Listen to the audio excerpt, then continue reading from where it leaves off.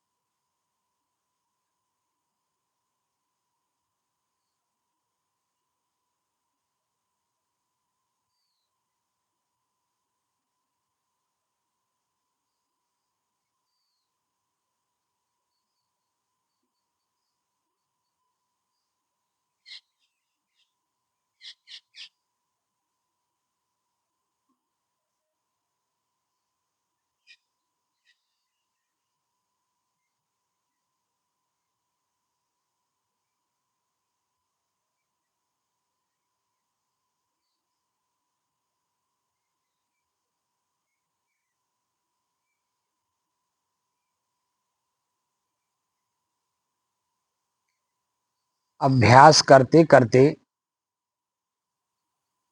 एक एक वस्तु का अलग अलग करते समय, जिस समय में किसी भी काम को एक सामान्य आदमी भी शुरू करता है तो उसके मन में अनेकों प्रकार के प्रश्न होते हैं। कैसे होगा, कौन करेगा, कब पूरा होगा, इत्यादि इत्यादि इत्यादि।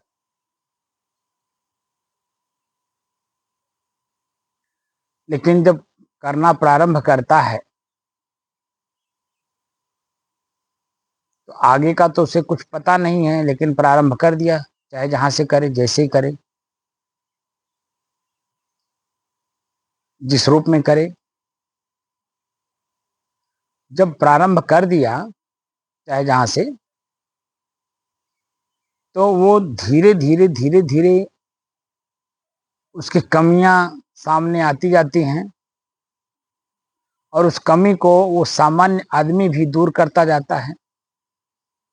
कोई कमी एक दिन में पूरी हो जाती है, कोई कमी 2 दिन में पूरी होती है, कोई कोई हफ्तों महीनों दिन लग जाते हैं। भीतर से छटपटाता जरूर है, लेकिन जो धैर्य शब्द है उसको बरकरार रखता है। अन्य काम को करते हुए भी उस काम पर ध्यान रखता है, इस काम को हमें पूरा करना है। महीनों दिन के बाद जब काम पूरा होता है तो मन कितना प्रसन्न होता है। अभी काम पूरा नहीं हुआ, वो तो बीच का व्यवधान दूर किया, बीच का व्यवधान दूर दूर करके वो अपने मुख्य लक्ष्य की ओर बढ़ा, मुख्य काम की ओर। अब उस पूरे काम में 6 महीना लग जाएगा, साल भर लगेगा,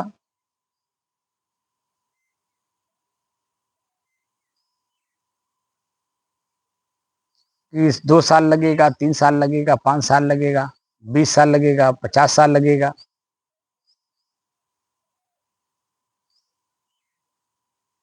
कोई कोई काम तो ऐसे भी होते हैं कि मरने के बाद भी नहीं होता है। मरने के बाद होता है कि नहीं होता है वो देखने थोड़ी आएगा। जैसे कोर्ट कचहरी का मामला है,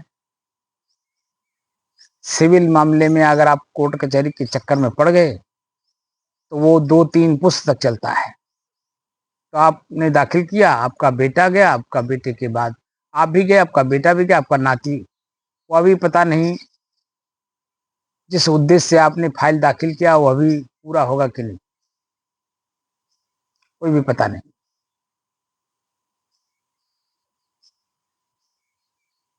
तो ऐसे कई काम है जो 1 घंटे में पूरा हो जाते हैं, मन प्रसन्न होता है। कोई 1 दिन में पूरा होता है, मन प्रसन्न होता है। लेकिन जितने देर तक वो काम पूरा नहीं हुआ है, मन में व्याकुलता, बेचैनी उस काम के प्रति बनी रहती है और तरह तरह के मन में प्रश्न उठते हैं।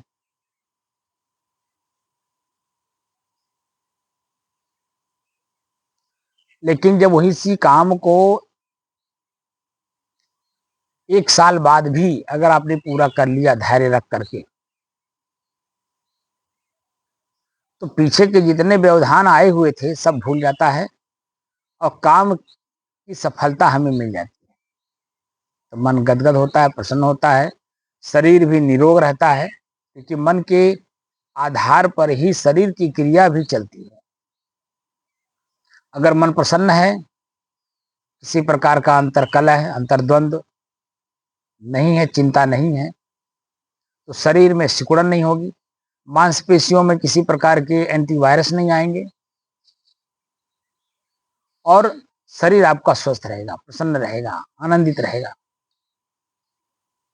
लेकिन जब मन के अंदर में किसी भी प्रकार की चिंता, बेचैनी, व्याकुलता, घबराहट, डर अगर है, तो आपकी मांसपेशियों में सिकुड़न होती है और एंटीवायरस मांसपेशियों में आकर के आपके शरीर को नुकसान पहुंचाते हैं।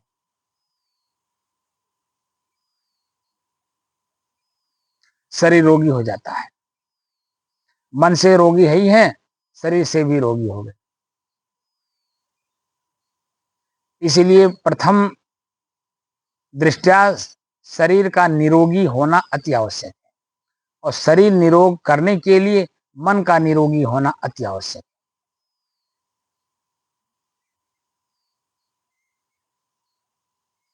और मन निरोग होता है चिंतन से, और चिंतन कराते हैं संत लोग, और संत के सानिध्य में जाने से ही आपका मन, चित्त, शरीर, इंद्रियां सब प्रफुल्लित, प्रसन्नचित, आनंदित होती हैं, क्योंकि वह चिंतन हो रहा है। और चिंतन इस लेवल का कि शरीर को एक दिन छोड़ देना है। जब शरीर छूटेगा तो निश्चित तौर पर शरीर से संबंधित सुई से लेकर के और शरीर निर्वाह की वस्तुओं तक जितनी भी चीजें हैं सब छूटेंगी। पत्नी छूटेगी, बेटा छूटेगा, माँ बाप छूटेंगे,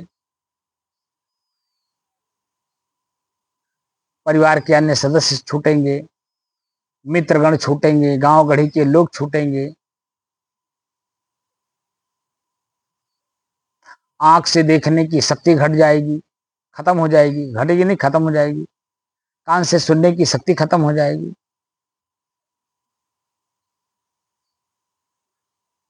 शरीर निष्क्रिय हो जाएगा।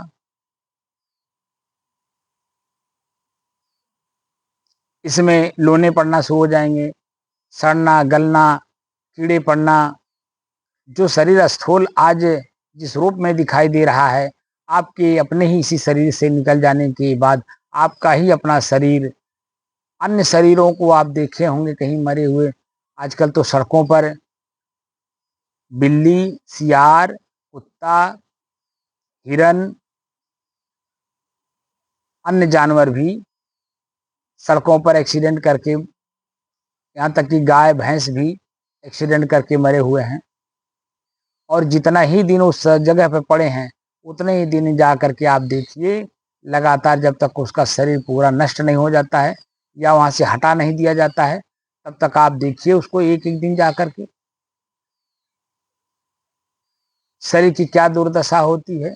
वही आपके न रहने पर आपके शरीर की भी दुर्दशा होने वाली है। जो आप इस शरीर को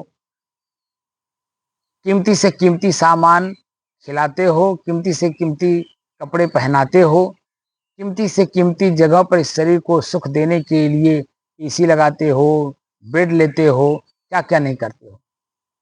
एक सुंदर सा कमरा सजाते हो इसमें शरीर को रखने के लिए, क्या क्या क्रियाएं नहीं करते हो, लेकिन यही शरीर आपके शरीर में न रहने के बाद क्या दुर्दशा होती है, जो सड़क पर एक मरे हुए जानवर की होती है।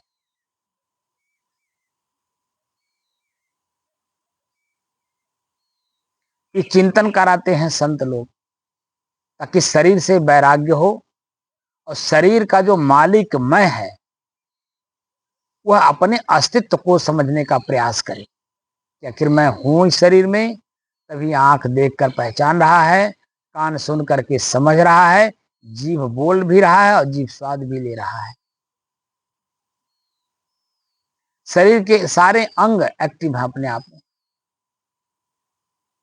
ये सब स्थितियां परिस्थितियां आपके जीवन में दिखाई देती है, और ये दिखाई देती है संत के सानिध्य में चिंतन करने से। परिवार में, समाज में, शरीर में जब तक आप आसक्त रहेंगे तब तक आपको चिंता घेरी रहेगी। परिवार गरीब है, परिवार गरीब है तो मैं भी गरीब हूं, मेहनत करना चाहिए, मजदूरी करना चाहिए, नौकरी करना चाहिए, बिजनेस करना चाहिए, खेती करना चाहिए, जिससे कि परिवार मजबूत हो, हम भी मजबूत हों, धन कमाया जाए, सुख सुविधाएं लिया जाए। तो कैसे करें, कहाँ से करें, किसके साथ करें, कौन सा ऐसा काम करें कि लाखों के फायदा हो, जिससे कि हमारी इच्छाएं, हमारे परिवार की इच्छाएं जल्दी पूरी हों।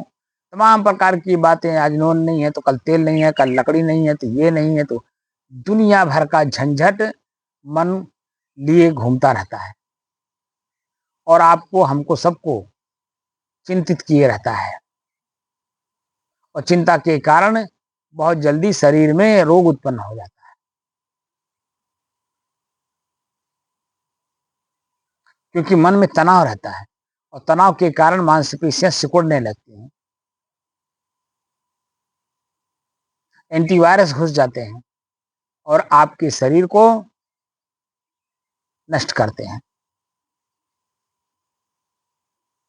आप अपने इसी शरीर में हो, अपने शरीर को, एक समय ऐसा था बचपना में जब तक कोई किसी प्रकार की चिंता नहीं थी कि कपड़ा कहाँ से खरीदा जाएगा, नून तेल लकड़ी कहाँ से आएगा, घर कैसे बनेगा, बेटी बेटा का शादी कैसे होगा, किसी प्रकार का अगर चिंता नहीं है जब तक, तब तक यही आपका शरीर निरोगी रहता है।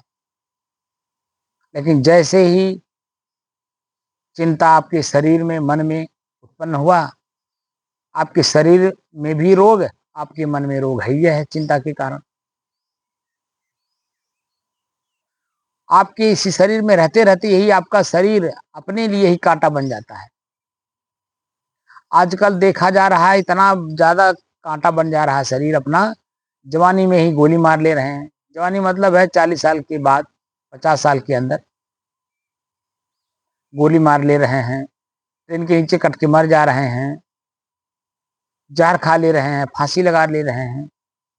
जो स्थितियां समाज की आजकल बिगड़ती जा रही हैं, उसका एक ही कारण है, संत का सानिध्य न ग्रहण करना। और उसका रीजन ये है कि संत लोग भी अपने संत पद पर नहीं है। त्याग, तपस्या, वैराग्य, ज्ञान, आचरण कुछ दिखता ही नहीं। तो आम आदमी करे क्या? इसलिए सबको अपने अपने पद की गरिमा का ख्याल रखना चाहिए और अस्तित्व में आकर के अपना कार्य करना चाहिए। मैं एक संत हूँ, संत का क्या अस्तित्व है, समाज के प्रति क्या दायित्व है, अपने आप के प्रति क्या उत्तरदायित्व है, इन सब चीजों का ख्याल रखते हुए सामान्य भाव से हमारा कर्म, संत पद का कार्य क्या है उस पर कार्य करना चाहिए।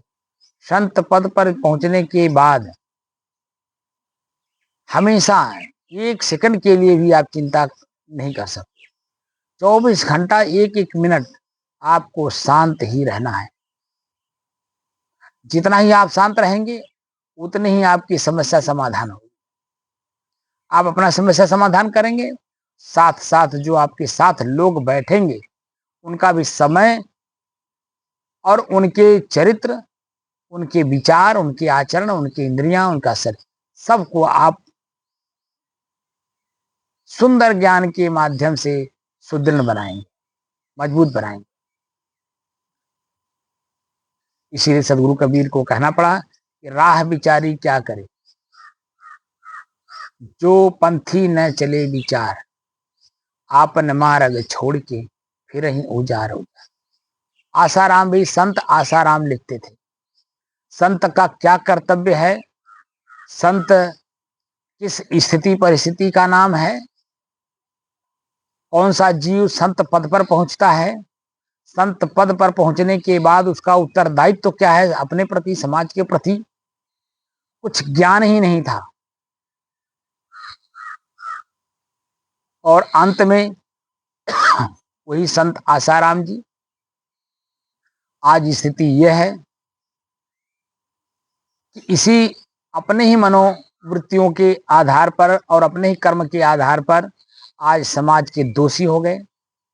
समाज ने ही उनको ऐसा जेल कर दिया कि समाज में रहते हुए भी समाज में नहीं है, शरीर में हैं लेकिन भीतर से उनसे जाकर के पूछे कि उनकी क्या स्थिति हो। एक समय था लाखों की भीड़ में लाखों लोगों को ज्ञान देना, उनके साथ वार्तालाप करना, प्रसन्न रहना, प्रसन्नता देना, नाचना गाना, भजन गाना, तमाम तरह की। लेकिन जो सूक्ष्म रूप से भीतर था और कर्म में भी दिखाई दिया, भगवान यानी प्रकृति दंडात्मक कार्रवाई कर दी। इसलिए जो जिस पद को ग्रहण करे, पद की गरिमा का पूरा ख्याल रखे, पहले उस गरिमा को जाने समझे और उसकी योग्यता को जब तक अपने धारण ना कर ले तब तक उस पद को नहीं लेना चाहिए। क्योंकि संत पद पर पहुंचने के बाद मान अपमान, निंदा स्तुति, अच्छा बुरा सबके मध्य में रहना पड़ता है। और मध्य की स्थिति तभी बन पाती है जब हम किसी काम को बार बार जब करते हैं। जैसे अभी मैंने बताया कि किसी काम को सामान्य आदमी प्रथम दृष्टिया जब काम करता है तो वह जब तक वो काम हो नहीं जाता है व्याकुल रहता है, बेचैन रहता है, चिंतित रहता है, डरा हुआ रहता है भीतर से। और जब काम पूरा हो जाता है और उस काम को ख्याल रखता है कि कैसे कैसे हुआ, किससे मिलने से हुआ, कितना पैसा खर्चा किए, कितना समय खर्चा किए, कहाँ कहाँ नहीं गए, कौन कौन काम नहीं किए, कौन कौन से काम किए, कहाँ कहाँ गए, सबका ख्याल रखता है। तो जब उसी काम को दोबारा करता है तो बड़ा सतर्क और सावधान रहता है और उचित व्यक्ति के पास उचित समय में जाकर के अपना काम कर भी लेता, करा भी लेता है। सामने वाले को भी प्रसन्न रखता है, अपने आप को भी प्रसन्न रखता है।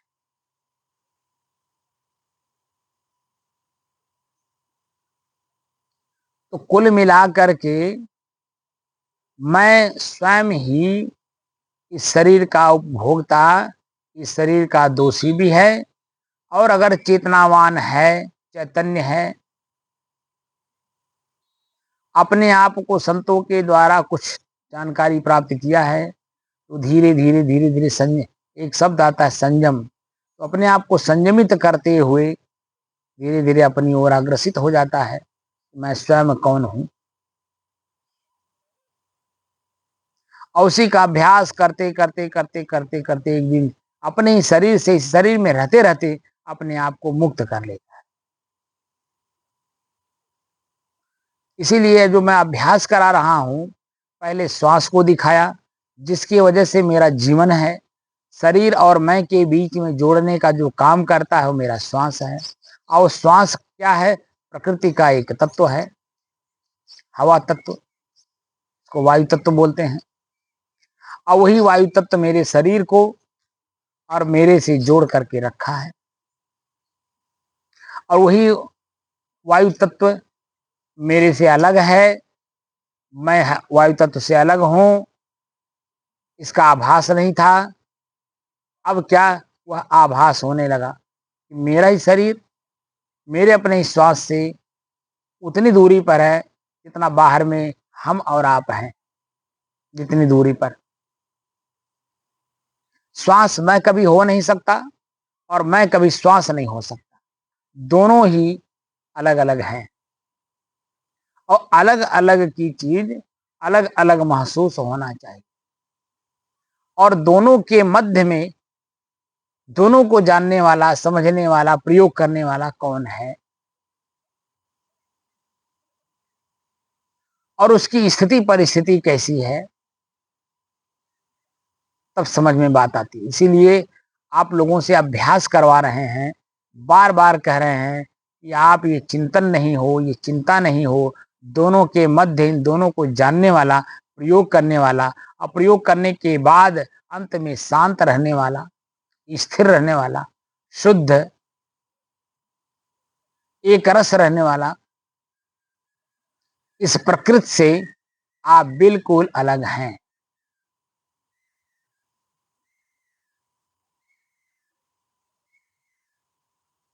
तब भीतर से धीरे धीरे आभास होता है। 5 नवंबर सन 2021 से लेकर के लगातार आज तक और आगे भी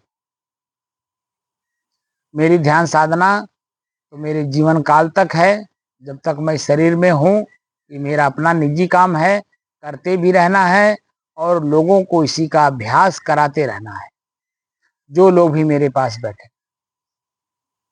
मुझे भीड़ की जरूरत नहीं, क्योंकि भीड़ में तरह मुंडे मुंडे मतिर भिड़ने, उसमें सज्जन लोग आज के जमाने में 10% होंगे। 90% जो है लोग कौन कौन से लोग होंगे आप सब समझ सकते हैं। और उस 90% लोगों में से किसके दिमाग में क्या घुसा हुआ, क्या कर देगा, क्या बोल देगा, क्या खा लेगा, क्या खिला देगा, कुछ पता नहीं आप। इसलिए शुद्ध शांत स्थिर रह करके अपने काम को करना है। और जो अपने आप को शुद्ध शांत स्थिर करने की कोशिश करे, वो सानिध्य में आए और धीरे धीरे अभ्यास कर करके अपने आप को जानने की कोशिश करें। मुझे ना आपको बेवकूफ बनाना है, न आपके द्वारा अपने आप को बेवकूफ बनना है, बल्कि दोनों के मध्य में रह करके शांत रहना है। अपने काम में शांत होकर के काम को करना है। काम क्या है? मैं कौन हूं, इसका रिसर्च खोज।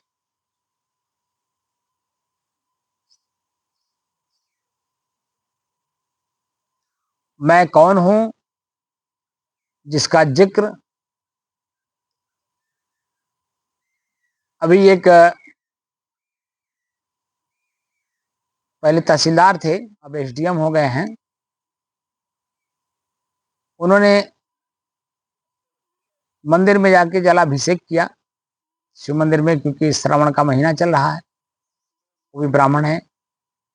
तो उस कैप्शन में फोटो लगा करके नीचे कैप्शन में उन्होंने शिव स्तोत्र स्तोत्र लिखा है, शिव स्तुति संस्कृत में। तो उसमें एक शब्द लिखा है, उसके बारे में मैं उनसे जानना चाह रहा था। मैंने उसी पे लिखा कि इस संस्कृत के वाक्य को हिंदी में रूपांतरित करके लिखना। उन्होंने लिखा, तो निद्रा समाधि है और समाधि निद्रा है, ये उस स्तुति में है, स्पष्ट है। शाम वाले वीडियो में मैं उसका जिक्र कर दूंगा, उस स्तुति को भी मैं सुना दूंगा। और जो निद्रा समाधि है, इस शब्द का जिक्र भी कर दूंगा। तो जो निद्रा है वो समाधि है, समाधि ही निद्रा है। इस स्थिति को जो प्रत्यक्ष अनुभव कर ले और उसकी आनंद की अनुभूति कर ले और उसमें 1 घंटा, 1.5 घंटा, 2 घंटा अपने आप को निमग्न कर ले,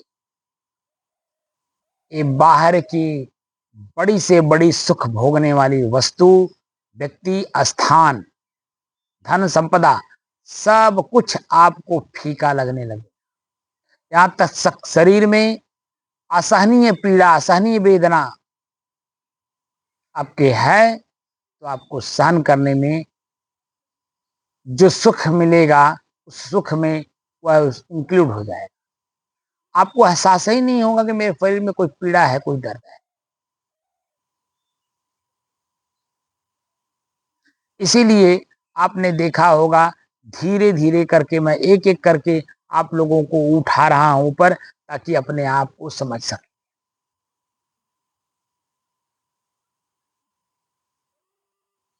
और निद्रा अवस्था जागृत अवस्था में प्राप्त कराने की कोशिश करा रहा हूं, ताकि अपने आप को समझ सके कि मैं यही स्पष्ट हूं, एकदम स्पष्ट हो।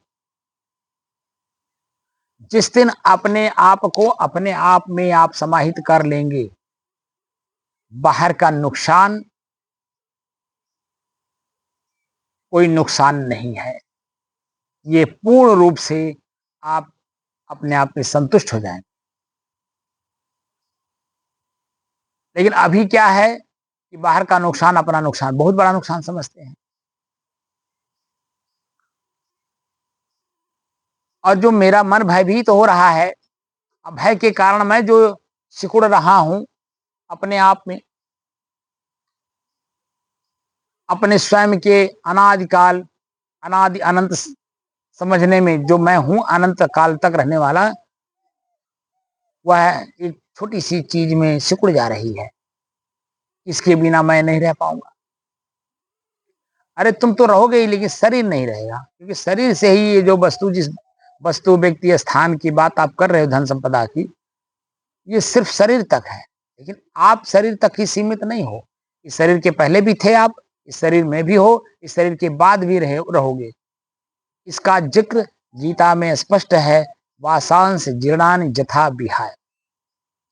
ये जीव अनंत है, अनंत काल तक रहेगा। बस क्या है, जैसे इस शरीर में रह करके आप अनेकों प्रकार के कपड़े छोड़ते हो, पकड़ते हो, पहनते हो, इसी तरह से जीव इस शरीर को कपड़े की तरह पकड़ता है, छोड़ता है, धरता रहता है, चलता रहता है। और हम मुक्त किससे होना चाहते हैं? इसी अपने शरीर से। दो चीजें अलग अलग हैं, ये पहले तो स्पष्ट होना जरूरी है। शरीर प्रकृति है, मैं इसका उपभोक्ता। ये दो चीजें जो है मूल रूप से स्पष्ट रूप से एकदम क्लियर होना चाहिए कि दोनों अलग अलग है। जैसे ही अलग अलग आपने समझा, वैसे ही जन अपने आप के अस्तित्व समझ में आ गया कि अलग की वस्तु मैं हो नहीं सकता, और मैं जो हूं वो अलग की वस्तु नहीं हो सकता। इसका गीता में जिक्र है कि जो अप्राप्त वस्तु है वो प्राप्त कभी हो ही नहीं सकता, और जो प्राप्त है वो कभी अप्राप्त हो नहीं सकता। तो मैं स्वयं अपने आप में प्राप्त हूं, शरीर मेरा प्राप्त है। आप प्रतिदिन क्षण क्षण क्रियाएं बदलती रहती हैं प्रकृति की, तो आपके शरीर की भी प्रकृति बदलती रहती है। आप खुद इसमें साक्षी होकर के अपने ही परिवर्तन को देखते हो। भूख लगा, छटपटाते हो, भोजन मिल गया, भोजन कर लिए, छटपटाहट खत्म हो गया। तो उसका साक्षी कौन है? भोजन न मिलने के पहले छटपटाहट जो हो रही, किसकी हो रही? कौन कर रहा है? क्या आप में हो रहा है? शरीर में हो रहा है? साक्षी कौन है? वही जब भोजन मिल गया, भोजन दांत से चबा चबा करके जो घाटी के नीचे उतार रहे हो, इसका साक्षी कौन है? पेट भर जाने के बाद अपने आप को तृप्त कौन समझ रहा है? क्या शरीर अपने आप को तृप्त समझता है, या शरीर का उपभोक्ता समझ रहा है? इतनी गूढ़ बात है, समझना बहुत कठिन काम है। इसीलिए आना अध्यात्म में खाला का घर नहीं है, आते हैं सुर नर जिन्हें दुनिया का डर नहीं। जब तक आप अपने आप को पूर्ण रूपेण दुनिया से निडरता नहीं प्राप्त करोगे, तब तक मैं हूं कौन, इसका अनुभव करना बड़ा मुश्किल काम है। अनुभव तो अलग अलग वस्तु की जाती है, मैं स्वयं ही वही हूं अनुभव करता। ये कैसे अनुभव करोगे? इसको कैसे जानोगे कि अनुभव करता अनुभव से अलग है?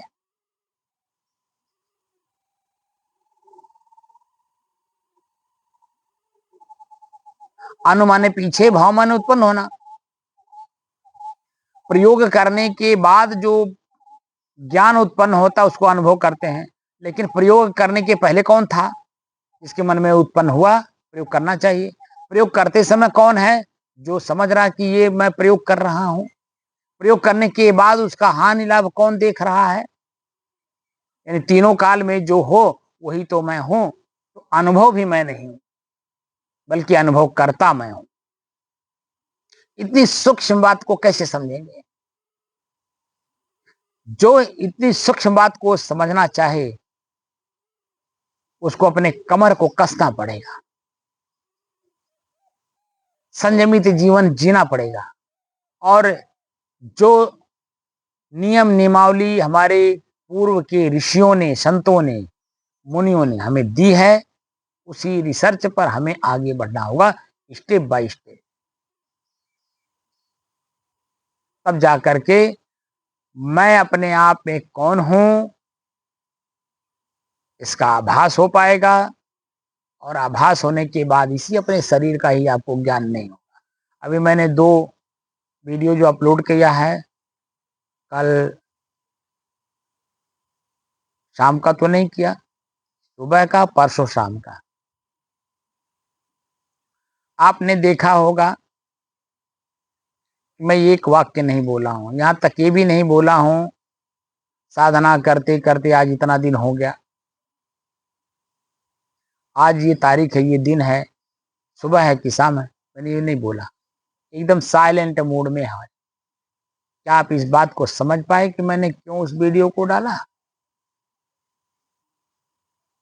अभी मैं बोल करके जैसे ही बंद होऊंगा, मेरी स्थिति वही हो जाएगी जो वीडियो मैंने कल और परसों डाले। कल सुबह का, कल यानी 18 तारीख, परसों यानी 17 तारीख की शाम का, बिल्कुल शांत स्थिति में हमारी वो वीडियो है।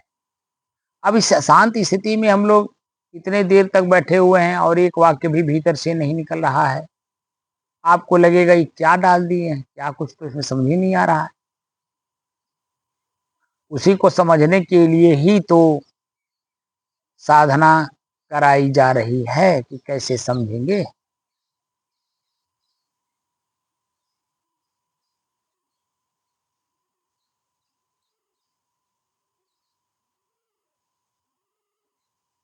तो मूल रूप से अपने आप को समझने के लिए ही साधना हो रहा है, और यह साधक के लिए एकांत में रह करके, गुरुओं के सानिध्य में रह करके, शास्त्रों का अध्ययन करते हुए, एक एक वाक्य को अपने जीवन में उतारते हुए, उसका अनुभव करते हुए, फिर उसके बाद उसको भी परित्याग करके शांत रहने में जो स्थिति अपनी मजबूत बनाएगा, वह साधक निश्चित है कि शरीर से मुक्त हो जाएगा। बशर्ते काम आप ही को करना है, क्योंकि मुक्त भी आप अपने ही शरीर से होना चाहते हैं। मैं अपने शरीर से मुक्त होना चाहता हूं, मैं अपना काम कर रहा हूं। आपको भी अगर अपने शरीर से मुक्त होना है, निश्चित तौर पे वही काम करना होगा जो मैं कर रहा हूं, और मैं भी वही काम कर रहा हूं जो हमारे ऋषि हमको बताए हैं, क्योंकि उन्होंने भी वही काम किया है, उस लेवल पे अपने आप को लेकर खड़ा किया है। मैं भी धीरे धीरे उसी लेवल पे खड़ा होने की कोशिश कर रहा हूं। मैं हूं ऐसा नहीं है, होने की कोशिश कर रहा हूं, और साथ साथ मैं भी आप लोगों को भी ले चलने की कोशिश कर रहा हूं। जैसे आप अगर दिल्ली जाना चाहते हो, तो आपको तो जाना तो है ही है, क्योंकि आपका लक्ष्य बन गया है दिल्ली। तो सोचते हैं कि मैं तो जाऊंगा ही अकेला, 2-4 लोगों से कहूं कि भैया मैं दिल्ली जा रहा हूं, हो सकता है उसमें से कोई ये भी कहे कि भैया हमको भी दिल्ली चलना है। और साथ साथ अगर हम लोग रहें तो बहुत अच्छा होगा। तो पता चला कि 1 से 2 भले, और किसी को जानकारी हो 2 से 3 भले। मंजिल ना मेरी मिली, ना मेरे सानिध्य में चलने वाले को मिली, बशर्ते यह कोशिश की जा रही है कि तीनों जनी समय से अपनी मंजिल पर पहुंच जाए। तो टिकट भी वही बराबर के लिए, ट्रेन भी वही मिली, उसी ट्रेन में तीनों जनी सवार हुए, एक एक स्टेशन, एक एक स्टेप पार करते हुए हम तीनों जनी चल रहे हैं। स्टेशन आ जाएगा दिल्ली, तीनों जने उतरेंगे, अपना अपना काम करने के लिए अपने अपने दिशा में चले जाएंगे। यही हाल मैं यहाँ कर रहा हूँ। मैं तो जाना चाहता ही हूँ दिल्ली, यानी स्वरूप स्थिति में, और कोशिश कर रहा हूँ कि साथ में आप 2-4 लोगों को भी लेते चलूं, कि ताकि यात्रा का आनंद आए, हम एक दूसरे के पूरक बन सकें यात्रा में। जैसे यात्रा में जब 2-4 लोग रहते हैं तो कोई पानी लाता है, कोई भोजन लाता है, कोई समोसा लाता है, कोई चाय लेता है, तो सारा काम अपने आप होता रहता है, पता भी नहीं चलता है कि यात्रा कब पूरी हो गई, कब स्टेशन आ गया, हमारा मंजिल आ गया, उतर करके अपने काम के लिए जाए। ऐसे मैं भी कर रहा हूँ, ताकि आप लोग भी हमारा सानिध्य प्राप्त करिए और मैं आपका सानिध्य प्राप्त करूं, और एक दूसरे का पूरक बन करके अपने मंजिल स्वरूप स्थिति तक बड़े आराम से हम लोग पहुंच जाए। हरिद्वार में सप्तऋषि आश्रम है, तो सप्तधारा भी वहां है। गंगा की 7 धाराएं, तो बताते हैं कि 7 टापू था, जैसे गंगा के बीच में 7 टापू था, और 7 टापुओं में एक एक ऋषि रहते थे। हफ्ता में एक दिन 7 ऋषि इकट्ठा होते थे, आपस में विचार विमर्श करते थे अध्यात्म के बारे में। और उन 7 ऋषियों ने उसी 7 जगहों पे जब रह करके तपस्या कर रहे थे, जब गंगा जी को भगीरथ जी लेकर के आए, तो 7 जनी के आश्रम से होकर के गुजारा गंगा जी को, ऐसा कथा मिलता है। 7 जनी के आश्रम से लेकर के उन्होंने ऐसा वो धारा बनाया कि 7 जनी के आश्रम के किनारे किनारे से निकाला और आगे ले जाकर के फिर एक कर दिया। और वह 7 धारा आज भी प्रकृत रूप से वहां रहती है, और उन्हीं 7 ऋषियों के नाम से सप्तऋषि आश्रम है, जहां आकर के वो लोग हफ्ता में 15 दिन पे, महीना पे, मैंने हर हफ्ते आकर के आपस में विचार विमर्श करते थे कि कौन कितना इसमें अनुभव किया, और अनुभव किया तो कैसा किया, किस रूप में किया, क्या वो स्थिति एक दूसरे को बताई जा सकती है, जनाई जा सकती है, एक दूसरे से कराई जा सकती है, या उसका अनुभूत कराई जा सकती है। इन सब चीजों पे मंथन होता था, चिंतन होता था, और वही सप्तऋषि हमारे शास्त्रों का प्रणेता बने। शास्त्र का मतलब भी मैं बता चुका हूं कि शास्त्र शब्द को जब आप संधि विच्छेद करेंगे, तोड़ेंगे, तो 6 अस्त्र होता है। तो दुश्मन कितने हैं, जिनको अस्त्र माने होता है हथियार, और हथियार इसलिए रखा जाता है कि दुश्मन से बचने के लिए, दुश्मन को मारने के लिए। तो कितने प्रकार के दुश्मन हैं, जो कि एक दुश्मन है कि सुई से लेकर के, और आजकल तो रूस और यूक्रेन के युद्ध में आप देख रहे होंगे कि कितने सूक्ष्म से सूक्ष्म हथियार वहां दिखाई दे रहे हैं युद्ध के मैदान में, सुई से लेकर के एक मिसाइल, परमाणु बम तक। दुश्मन को मारने में आदमी लगा हुआ है, लेकिन फिर भी दुश्मन नहीं मरता।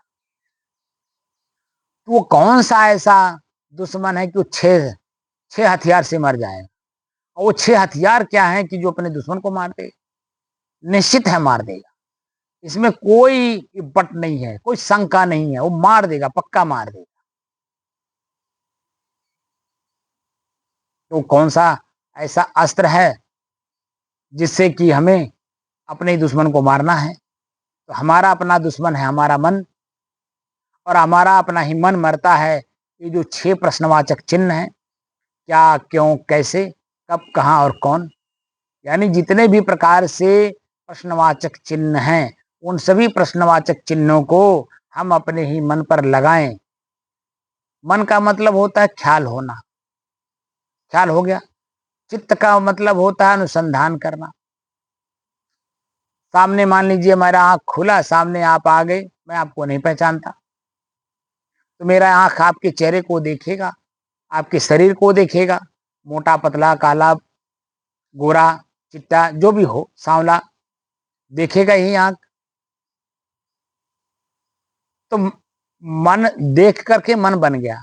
फिर वो मन जो है चित्त के पास जाता है, तो प्रश्न करता है ये कौन है? तो आप ही से प्रश्न होगा कि भई आप कौन हो? तो आप बताओगे मैं फलाँ हूँ, मेरा नाम दीनानाथ है। कहाँ से आए हो? कुनवारे से आया हूँ। किसके लड़के हो? फलाने के। किससे मिलने आए हो? आपसे। काम क्या है? काम है गुरु मंत्र लेना है। तो किससे गुरु मंत्र लोगे? तो पता चला आपसे। भाई मैं आपके गुरु योग्य हूँ, ये कैसे मालूम हो? आप कहोगे मैं आपको काफी दिनों से देख रहा हूँ, जान रहा हूँ, समझ रहा हूँ। अब मैं चाहता हूँ गुरुमुख हो जाऊं, तो हमें और कोई दिखाई नहीं दे रहा है, आप एक दिखाई दे रहे हैं, आपसे हम गुरु दीक्षा लेना चाहते। इतनी बात हुई, अभी गुरु दीक्षा हुआ नहीं है।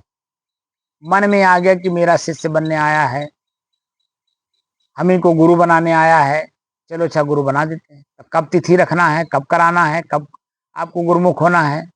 गुरु जी आप कोई डेट दे दिए दी है 10 दिन 15 दिन के, ताकि हम कुछ व्यवस्था कर लें, क्योंकि गांव गड़ी को भी खिलाना है, नात बात को भी बुलाना है।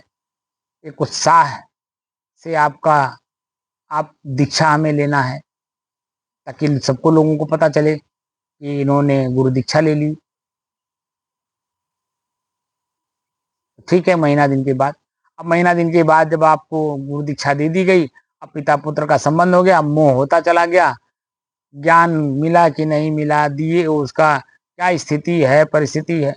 अब वो मेरे भी दिमाग में घूमेगा, मेरा चेला अच्छा कर रहा है कि बुरा कर रहा है, कैसे हो, कैसे उसका आकलन किया जाए। जाएंगे, परीक्षा लेंगे, घर पे आएंगे, सत्संग करेंगे, कुछ आपका अच्छा बुरा देखेंगे, कुछ लोग बुला बताएंगे अच्छा बुरा। तो जो स्थिति परिस्थिति वर्तमान की रहेगी उसमें सुझाव देना मेरा काम है। ये भी एक हेडेक हमारे दिमाग में घूमेगा। और यही काम जन सामान्य जीवन में जो पिता पुत्र का है, अब यहाँ गुरु शिष्य का है। तो मुक्त कहाँ हुए हम? फिर उसी उलझन में उलझ गए।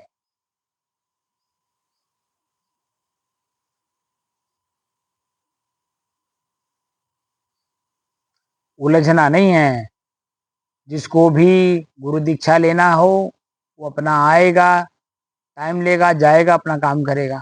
आप जा करके गुरु दीक्षा दे दोगे, लेकिन उस गुरु दीक्षा देने से पहले साल, 1.5 साल, 2 साल तक एक दूसरे को जानने, समझने, कर्म करने, उनके अस्तित्व को समझने के लिए, एक दूसरे को समझने के लिए समय दिया जाता है। समय से जब गुरु अपने शिष्य को दे जान जाता है कि वास्तव में इसके अंदर में जिज्ञासा है, तो फिर उसी तरह से ज्ञान देता है। और शिष्य में भी है कि गुरु हमारे बड़े अच्छे हैं, जो हमें जानकारी देंगे, मेरे हित के लिए देंगे, उसमें मेरा हित होगा, मेरा कल्याण होगा। जब मेरा कल्याण होगा तो मेरे शरीर का भी होगा, शरीर का होगा तो मेरे परिवार का भी होगा, परिवार का होगा तो मेरे गांव गढ़ी दे अन्य लोगों का भी होगा। तो दोनों में जब आपसी संवाद होते होते, एक दूसरे के कर्म को देखते देखते, एक आत्मविश्वास जिसको कहते हैं जब जाग जाता है, इनके द्वारा मेरा कल्याण होगा, और गुरु को भी पता है कि मेरे द्वारा अपना कल्याण करेगा, मेरे बात पर विश्वास करेगा, काम करेगा, तो गुरु और शिष्य का संबंध अटूट हो जाता है। तो वही शिष्य गुरु पद पर भी आगे चल करके आसीत हो जाता है, मैंने वही हो जाता है। जो गुरु जिस स्थिति में है उसी स्थिति में शिष्य भी आ जाता है, जो हम लोग प्रत्यक्ष प्रमाण है।